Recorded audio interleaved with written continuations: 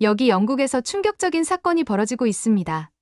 전 세계를 선도하는 나라는 영국이라고 확신했던 한 교수는 딸의 극적인 변화 속에서 밝혀진 숨막히는 진실과 마주하며 평생 지켜온 편견이 단 하루 만에 무너져 내리는 경험을 하게 됩니다. 영국 문화 패권의 중심에서 드러나는 미스터리와 논란의 실체는 과연 무엇일까요? 오늘의 사연 시작하겠습니다. 시작하기 전에 구독과 좋아요 부탁드립니다. 안녕하세요. 오늘은 특별한 이야기를 들려드릴게요. 매일 아침 6시 30분, 데이비드 스미스는 눈을 뜨고 있었어요. 늘 그랬던 것처럼요. 이런 일상적인 루틴이 그에게 편안함을 주고 있었죠. 침대를 병원처럼 깔끔하게 정리하고 있었어요. 그런 다음엔 진한 잉글리시 브렉퍼스트 차를 우리고 있었고요. 그는 자신의 질서정연한 삶이 마음에 들었답니다. 데이비드 스미스는 런던의 글로브 대학교 교수였어요. 여러 나라의 경제가 어떻게 돌아가는지 가르치고 있었죠. 또한 영국 정부의 경제 자문관이기도 했고요. 사람들은 그를 존경했어요. 그가 돈과 비즈니스에 대해 이야기할 때면 모두 귀 기울이고 있었답니다. 네이비색 정장과 빨간 넥타이를 입으면서 책장에 있는 책들을 바라보고 있었어요. 그 중에는 자신의 베스트셀러, 영국의 시대 세계 경제를 이끄는 힘이 놓여 있었죠. 그 책을 볼 때마다 자부심을 느끼고 있었어요. 그 책에서 그는 영국 같은 서구 국가들이 아시아 국가들보다 우월한 이유를 설명했었거든요. 수많은 수치와 도표로 자신의 주장을 증명했었죠. 그 책을 쓰는 데만 몇 년이 걸렸답니다. 토스트와 계란을 먹으면서 아침 신문을 읽고 있었어요. 물론 경제 섹션이죠. 최신 경제 보고서에 대해 메모도 하고 있었고요. 영국 경제는 천천히 성장하고 있었고 미국은 잘 나가고 있었죠. 중국도 중요하긴 했지만 그는 여전히 서구의 가치가 우월하다고 믿고 있었어요. 한국 엔터테인먼트 회사들이 해외에서 기록적인 수익을 올리고 있다는 작은 기사는 거의 눈에 들어오지도 않았답니다. 그의 딸 올리비아가 아직 졸린 눈으로 아래층으로 내려오고 있었어요. 17살인 그녀는 매우 똑똑했죠. 그는 엄격한 훈육과 전통적인 서구 가치에 중점을 두고 그녀를 키웠어요. 그는 그녀가 친구들이 즐기는 대중문화의 말도 안 되는 것들이 아니라 셰익스피어를 감상하기를 바라고 있었죠. 아버지, 안녕하세요. 올리비아가 조용히 말하고 있었어요. 안녕.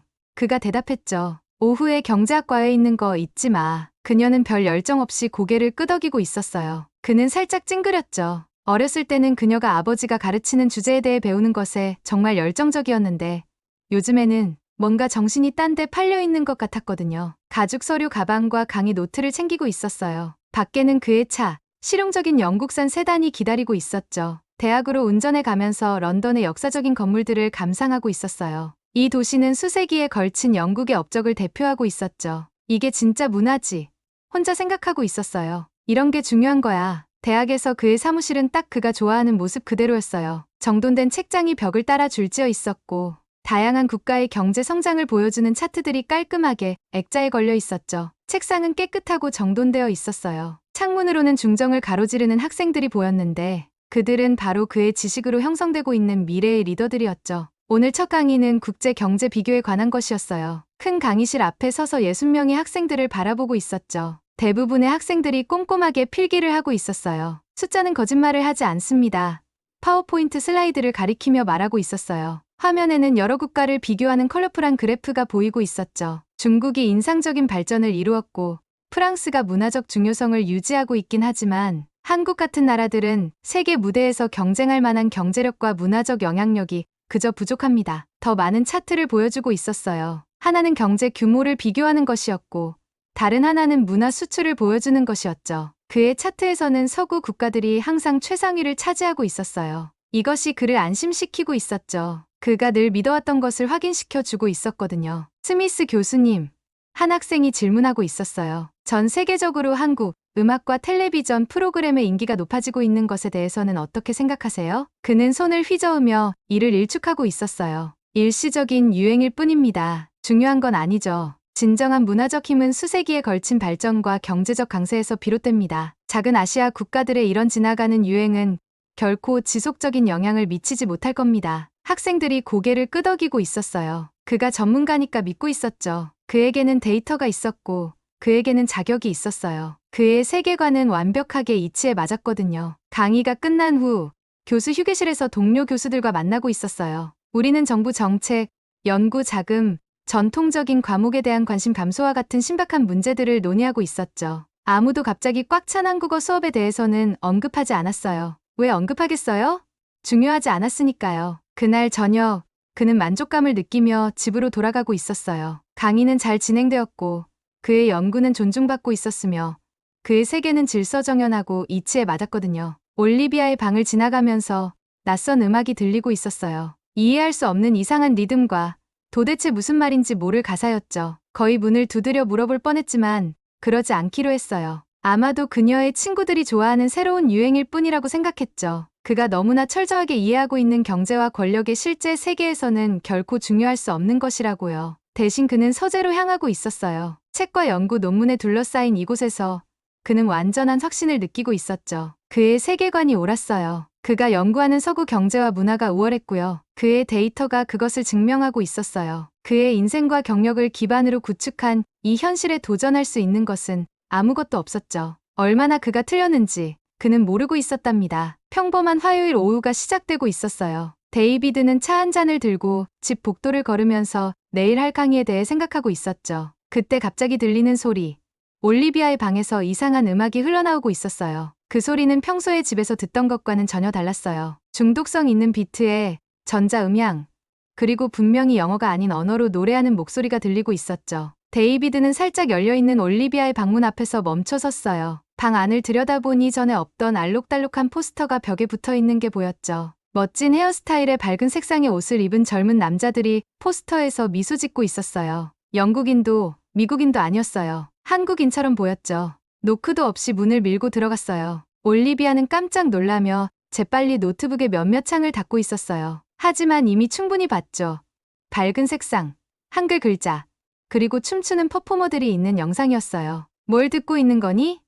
데이비드가 차분한 목소리를 유지하려고 노력하며 물었어요. 올리비아는 긴장한 듯 보였지만 약간은 도전적인 표정을 짓고 있었어요. K-팝, 즉 한국 팝 음악을 듣고 있었다고 설명했죠. 그룹 이름은 방탄소년단이라고요. 마치 아버지가 당연히 알고 있어야 한다는 듯이 말했어요. 더 놀라웠던 건 책상 위에 있던 노트북이었어요. 한국어 연습으로 가득 차 있었거든요. 우리 알파벳과는 전혀 닮지 않은 이상한 기호들. 각 기호 옆에는 영어 단어도 적혀 있었어요. 올리비아가 스스로 한국어를 배우고 있었던 거예요. 데이비드가 언제부터 이런 것에 관심을 갖게 됐냐고 물었을 때 그녀의 대답은 충격적이었어요. 거의 1년 됐어요. 아빠, 1년이라고요?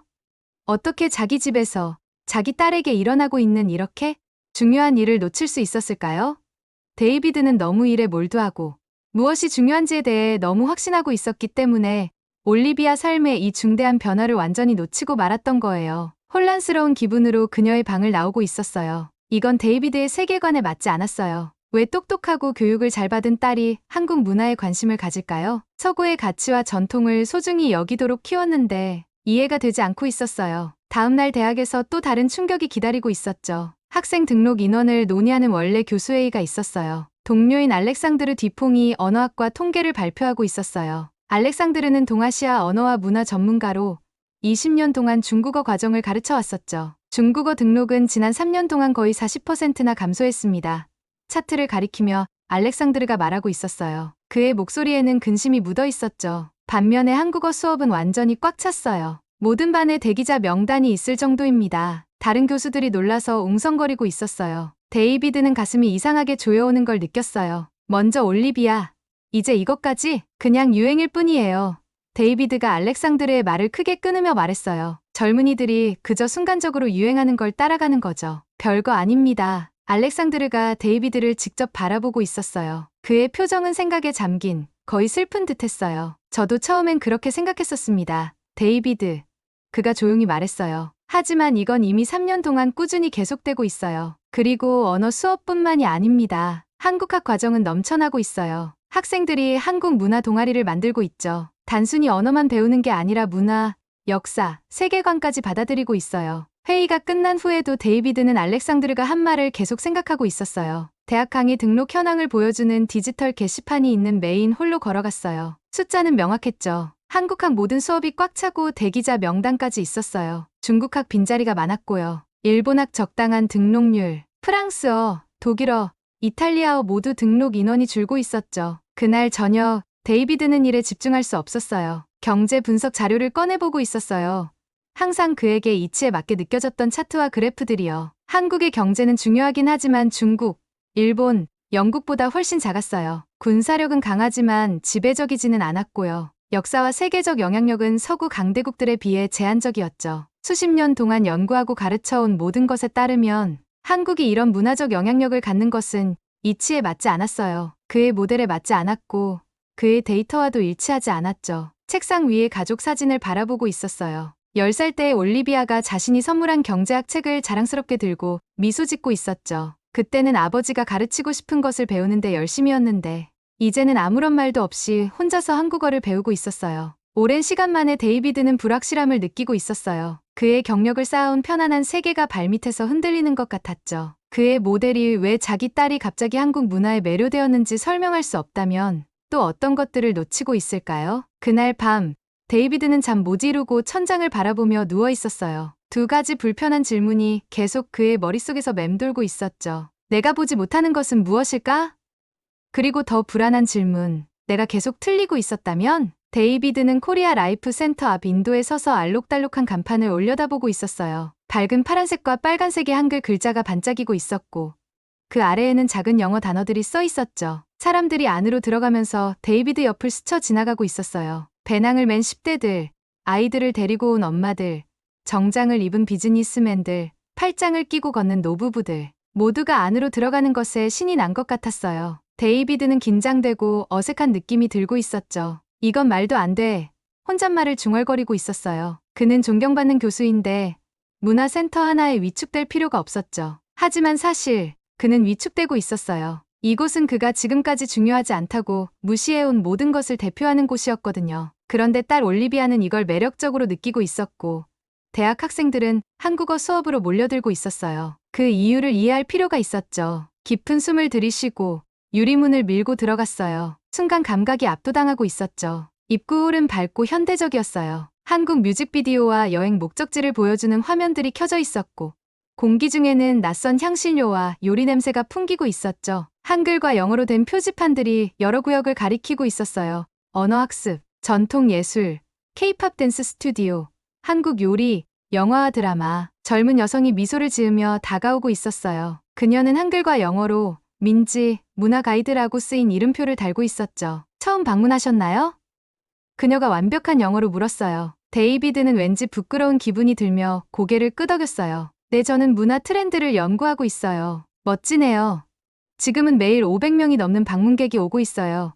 2년 전보다 3배나 늘었답니다. 둘러보여 드릴게요. 민지가 센터를 안내하고 있었어요. 각 공간마다 한국 문화에 대한 새로운 것들이 펼쳐지고 있었죠. 한 공간에서는 사람들이 알록달록한 의상을 입고 전통 부채춤을 연습하고 있었어요. 다른 곳에서는 요리 수업이 진행 중이었는데 돌그릇에 알록달록한 채소를 섞어 비빔밥을 만드는 법을 배우고 있었죠. 그 냄새에 데이비드의 배가 꼬르륵 소리를 내고 있었어요. 가장 놀라웠던 건 방문객들의 다양성이었어요. 이들은 한국 이민자나 그 자녀들만이 아니었어요. 여기 있는 대부분의 사람들은 영국인들이었고 모든 연령대와 배경의 사람들이 모여 있었죠. 그들은 단순한 관광객의 호기심이 아니라 진정한 열정으로 참여하고 있었어요. 언어학습 구역에서는 20명의 성인들이 책상에 앉아 한글 글자를 연습하고 있었어요. 그들은 각 획을 조심스럽게 그리면서 깊은 집중력을 보이고 있었죠. 창문을 통해 K-팝 댄스 수업을 볼 수 있었는데 10대들과 심지어 중년 여성들도 복잡한 댄스 동작을 따라하며 실수할 때마다 웃고 있었어요.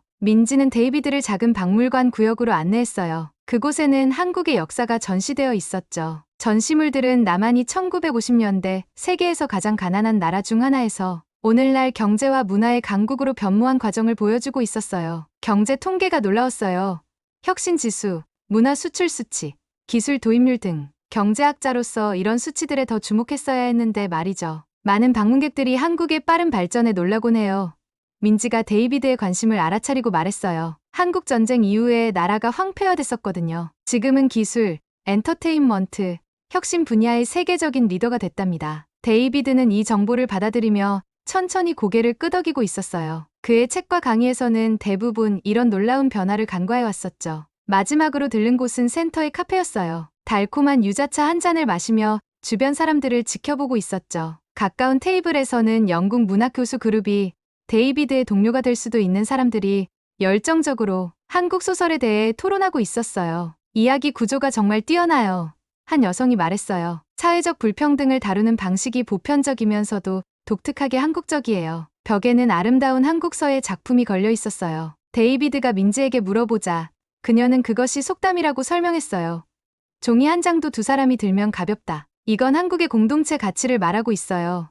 그녀가 말했어요. 함께 일하면 모두의 짐이 더 가벼워진다는 뜻이죠. 센터를 떠날 준비를 하면서 데이비드는 자신이 여기서 3시간을 보냈다는 걸 깨달았어요. 이 새로운 세계를 흡수하면서 시간이 빠르게 흘러갔던 거예요. 여러 페이지에 메모를 했고 브로슈어를 모았으며 심지어 한국 경제 발전에 관한 책도 구매했어요. 차로 돌아가는 길에 뭔가 달라진 느낌이 들고 있었어요. 내면에서 무언가가 바뀌고 있었죠. 수십 년 동안 주로 경제력과 군사력으로 국가를 평가해 왔었고 문화적 영향력은 부차적인 것으로 무시해 왔었거든요. 하지만 오늘 본 것들은 그가 잘못된 것들을 측정해 왔을지도 모른다고 시사하고 있었어요. 만약 한 국가의 진정한 힘이 GDP나 군사력뿐만 아니라 사람들의 마음을 움직이고 상상력을 불러일으키는 능력에 있다면 어떨까요? 그렇다면 지금까지 가르치고 믿어왔던 모든 것을 다시 생각해봐야 할 필요가 있었어요. 데이비드는 주방 테이블에서 올리비아와 마주 앉아 있었어요. 그들 사이에는 손도 안 댄 쿠키 접시와 김이 모락모락 나는 차 2잔이 놓여 있었죠. 데이비드는 방금 코리아 라이프 센터 방문에 대해 이야기했어요. 올리비아의 눈이 놀라움으로 커지고 있었어요. 그녀는 항상 서구 가치를 강조하는 엄격한 교수인 아버지가 그런 곳에 발을 들여놓을 거라고는 전혀 예상하지 못했거든요. 정말 거기에 가셨어요?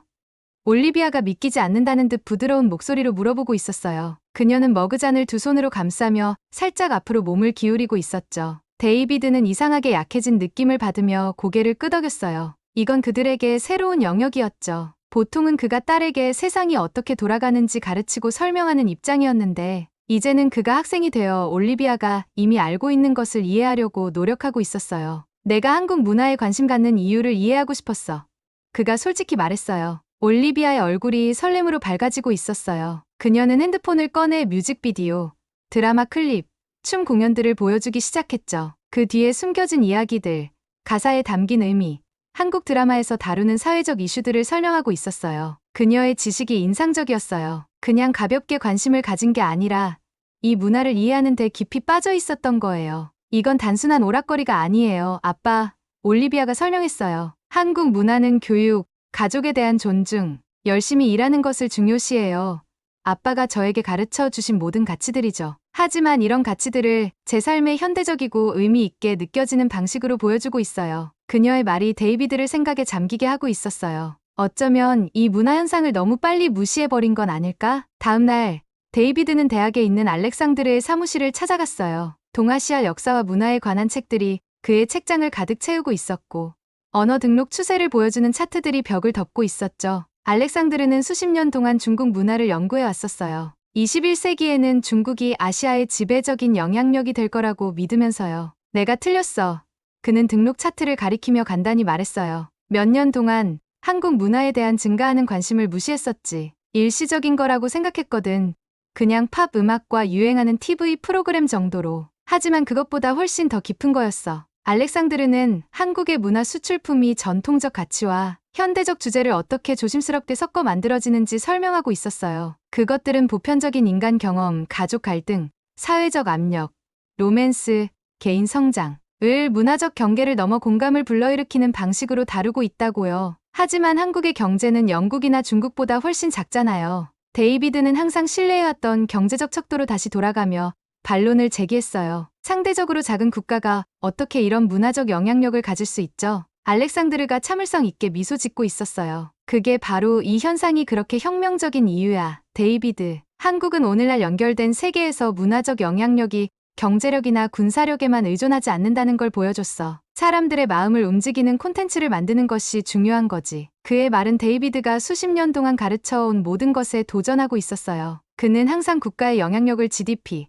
군사력, 역사적 지배력으로 측정해 왔었거든요. 감정적 연결이 똑같이 중요할지도 모른다는 생각은 그의 전체 세계관을 위협하는 느낌이었죠. 그 주 후반, 데이비드는 교수 저녁 식사에서 가장 어려운 도전에 직면하고 있었어요. 대학 총장이 한국학 확장 계획을 발표했을 때 그는 반대 의견을 말했죠. 학생들의 유행을 쫓아서는 안 됩니다. 그가 주장했어요. 서구 경제 전통은 제대로 된 교육에 여전히 기본이 됩니다. 테이블이 조용해졌어요. 몇몇 젊은 교수들이 실망한 표정으로 그를 바라보고 있었고 심지어 오랜 동료들조차 그의 입장에 불편해 보이고 있었어요. 갑자기 그는 자신의 견해가 현대인들의 귀에 얼마나 구시대적으로 들리는지 깨달았어요. 그는 스스로를 점점 더 자의적이고 제한적으로 보이는 구식 위계질서의 수호자로 만들어버렸던 거예요. 그날 밤, 데이비드는 오래된 가족 사진들을 보고 있었어요. 7살의 올리비아가 클래식 음악 콘서트를 위해 그가 사준 정장 드레스를 자랑스럽게 입고 있는 사진이 있었고, 이제 17살이 된 그녀는 자신감 있고 사려 깊으며 그가 무시해온 문화의 요소들을 포함하는 자신만의 세계관을 발전시키고 있었죠. 다양한 감정이 그를 휩쓸고 있었어요. 딸의 독립성에 대한 자부심, 그들의 연결고리를 잃을까봐 두려움, 그리고 변화에 대한 그의 저항이 딸과의 관계뿐만 아니라 학자로서의 관련성까지 잃게 할 수도 있다는 점점 커지는 깨달음이요. 세상이 변하고 있었어요. 학생들도 변하고 있었고, 딸도 변하고 있었죠. 이제 문제는 그도 변할 수 있는지, 평생 쌓아온 지식을 버리지 않으면서도 자신의 이해를 확장할 수 있는지였어요. 데이비드는 강의실 앞에 서 있었어요. 몇 년 만에 느껴보는 새로운 기분이었죠. 경제 차트가 있는 평소의 파워포인트 슬라이드도 있었지만 이제 그 사이사이에 새로운 슬라이드들이 나타나고 있었어요. 문화적 영향력, 소셜미디어 참여도, 그리고 전 세계 언어 학습 추세를 보여주는 슬라이드들이었죠. 학생들이 오늘따라 더 집중하는 모습을 보이고 있었어요. 평소에 휴대폰만 들여다보던 학생들까지도 관심을 가지고 지켜보고 있었죠. 그의 경제학 수업이 이렇게 열정적으로 참여하는 모습은 처음이었어요. 제 경력의 대부분 동안 데이비드가 말을 시작했어요. 저는 국가의 중요성을 경제 규모, 군사력, 역사적 영향력으로 측정해 왔습니다. 이것들은 여전히 중요하죠. 하지만 최근에 이것들이 전체 이야기의 일부만 말해준다는 것을 발견했습니다. 그는 지난 10년간 한국의 문화 수출이 어떻게 성장했는지 보여주는 새 슬라이드로 넘기고 있었어요. 또 다른 슬라이드는 전 세계 사람들이 공부하는 다양한 언어를 보여주고 있었는데 최근 몇 년간 한국어가 극적으로 상승하고 있었죠. 한국의 문화적 영향력에서 우리가 보고 있는 현상은 우리에게 다르게 생각하라고 도전하고 있어요. 사람들의 마음과 생각을 움직이기 위해 국가가 꼭 가장 크거나 가장 부유할 필요는 없습니다. 한국은 문화적 연결이 경제력과는 다른 규칙으로 작동한다는 것을 보여주었습니다. 말을 하면서 데이비드는 코리아 라이프 센터 방문, 올리비아와 알렉산드로와의 대화, 그리고 무시해서 호기심으로, 그리고 이해로 이어진 자신의 여정을 떠올리고 있었어요. 이제는 단순히 정보를 전달하는 것이 아니라 개인적인 변화를 공유하고 있었죠. 수업 후 특이한 일이 일어났어요. 학생들이 질문을 하러 다가오기 시작했죠. 단지 경제 데이터에 관한 것만이 아니라 문화적 영향과 경제 성장 사이의 관계, 디지털 기술이 국가 간 연결 방식을 어떻게 변화시키는지, 그들 자신의 국제 문화 경험에 대해서도 물어보고 있었어요. 그들의 열정이 전염되고 있었죠. 그날 저녁, 데이비드와 올리비아는 거실에 앉아 영어 자막이 있는 한국 드라마를 보고 있었어요. 그는 여전히 몇 가지 측면에서 혼란스러움을 느끼고 있었어요. 사회적 관습, 역사적 참조 같은 것들이요. 하지만 이해하려고 노력하고 있었죠. 가족의 압력에도 불구하고 꿈을 추구하는 고군분투하는 학생에 관한 이야기가 놀랍도록 보편적으로 느껴지고 있었어요. 올리비아가 아버지의 노력을 알아차리고 있었어요. 한국 것의 중요성에 대해 생각이 바뀌었다고 해서 모든 한국 것을 사랑하는 척할 필요는 없어요. 그녀가 부드러운 미소로 말했어요. 데이비드는 두 세계를 연결하려는 자신의 분명한 시도에 들켜서 웃음을 터뜨리고 있었어요. 그렇게 티가 나? 완전히요. 그녀가 활짝 웃었어요. 하지만 아빠가 노력하고 있다는 게 정말 고마워요. 많은 의미가 있어요. 그 주 후반, 데이비드와 알렉산드르는 대학 행정부와 만나고 있었어요. 그들은 경제 분석과 문화 연구, 미디어 조사, 언어 학습을 결합한 글로벌 영향력 연구라는 새로운 프로그램을 제안했죠. 대학 총장은 그들이 아이디어를 발표하는 동안 감명받은 표정을 짓고 있었어요. 이 목표는 데이비드가 설명했어요. 오늘날 세계에서 국가들이 서로 어떻게 영향을 미치는지 더 잘 이해하는 방법을 개발하는 것입니다. 경제적 척도는 여전히 중요하지만 문화적 연결, 디지털 존재감, 그리고 감정적 영향도 마찬가지로 중요합니다. 위원회가 그들의 제안을 열정적으로 승인했어요. 몇 년 만에 처음으로 데이비드는 새로운 것을 시작하는 설렘을 느끼고 있었어요. 이미 알고 있는 것을 단순히 방어하는 것이 아니라 지식을 확장하는 기쁨이었죠. 자택 사무실에서 그는 다음 책의 일부를 다시 쓰기 시작했어요. 예전 원고는 경제 지표와 서구의 지배에만 집중하고 있었죠. 새 초안에는 문화적 소프트 파워와 세계적 영향력의 변화하는 성격에 관한 장들이 포함되어 있었어요. 책상 위에는 코리아 라이프 센터에서 가져온 작은 기념품이 놓여 있었는데 종이 한 장도 두 사람이 들면 가볍다라는 한국 속담이 적힌 책갈피였어요. 이 속담은 이제 그에게 매우 의미 있게 다가오고 있었어요. 그것은 관점을 공유하면 모두의 이해가 깊어진다는 것을 나타내고 있었죠. 딸이 어떻게 그의 좁은 시야를 넘어볼 수 있게 도와주었는지, 알렉산드르의 우정이 어떻게 그의 혼란을 통해 인도해 주었는지, 다른 문화로부터 배우는 것이 어떻게 그를 더 나은 학자이자 아버지로 만들었는지를 보여주고 있었어요. 그의 여정은 올리비아의 방에 있는 한국 음악 포스터로 시작되었어요.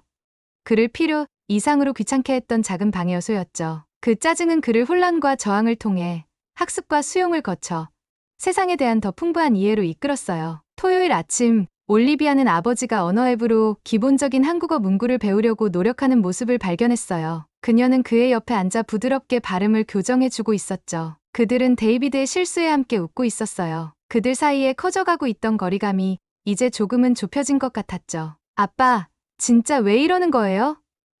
그녀가 호기심 어린 눈으로 물었어요. 데이비드는 대답하기 전에 잠시 생각하고 있었어요. 25년 동안 나는 학생들에게 진정한 지식은 알고 있다고 생각하는 것에 의문을 제기하는 것에서 온다고 가르쳤어. 하지만 나 자신의 믿음에 의문을 제기하는 것을 멈췄었지. 배움이 끝나지 않는다는 것을 잊어버렸어. 그날 오후, 그들은 함께 코리아 라이프 센터를 방문했어요. 이번에는 데이비드가 밖에서 긴장하며 서 있지 않았어요. 자신감 있게 걸어 들어가 민지에게 서툴지만 열정적인 한국어로 인사하고 있었죠. 올리비아는 눈을 굴리면서도 자랑스럽게 미소 짓고 있었어요. 작은 박물관 구역에서 데이비드는 전에 놓쳤던 전시물을 발견했어요. 한국의 교육 방법이 전통적인 지식에 대한 존중과 혁신적인 교육 접근법을 어떻게 조화시키는지에 관한 것이었죠. 그는 이러한 통찰이 자신의 교육 방법을 어떻게 개선할 수 있을지 생각하며 메모를 하고 있었어요. 그는 자신의 여정이 끝나지 않았다는 것을 알고 있었어요. 때때로 여전히 낯선 문화에 대해 빠른 판단을 내리는 자신을 발견하곤 했죠. 여전히 경제 데이터와 서구적 관점에서 편안함을 느끼고 있었어요. 하지만 이제 그는 이것들을 최종 답변이 아닌 출발점으로 인식하고 있었죠. 그의 세계는 확장되었어요. 그의 이해는 깊어졌고요. 그리고 가장 중요한 것은 한때 무시했던 문화를 함께 탐험하면서 딸과의 관계가 더욱 강해졌다는 거예요. 때로는 가장 위대한 발견이 자신이 옳다는 것을 증명하는 데서 오는 것이 아니라 여전히 배울 것이 많다는 것을 깨닫는 데서 오는 법이랍니다. 오늘의 영상은 여기까지입니다. 오늘의 사연 재밌게 보셨다면 구독과 좋아요 꼭 부탁드립니다. 사랑합니다.